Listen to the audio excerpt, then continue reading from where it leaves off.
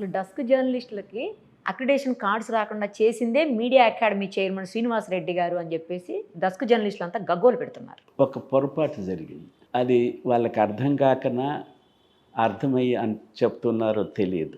Working జర్నలిస్టులందరికీ సంక్షేమ చర్యలు వర్తిస్తాయి. Accreditation is meant for what? Accreditation అనే పదం ఎందుకు వచ్చింది? అక్రిటేషను మన మొదటి ప్రెస్ కమిషన్ రికమెండేషన్ ప్రకారంగా వచ్చింది.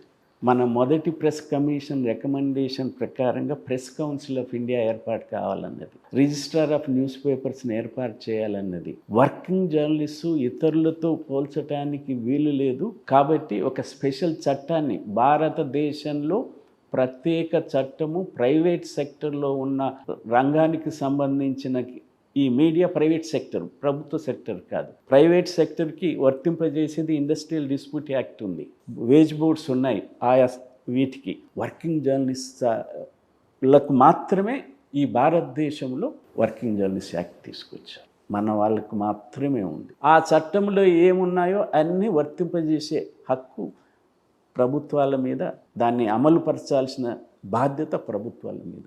సో అలాంటి చట్టానికి సంబంధించి మన వాళ్ళకి అవగాహన లేదు. అది ఇప్పుడు కేంద్ర ప్రభుత్వం రద్దు చేసింది. దాని మీద నోరి పుట్టం లేదు. ఈ సంఘాలు ఎవ్వరూ ఇంకా తెలియదు కాబట్టి లేదు ఇప్పుడు మనకు ఆ చట్టం.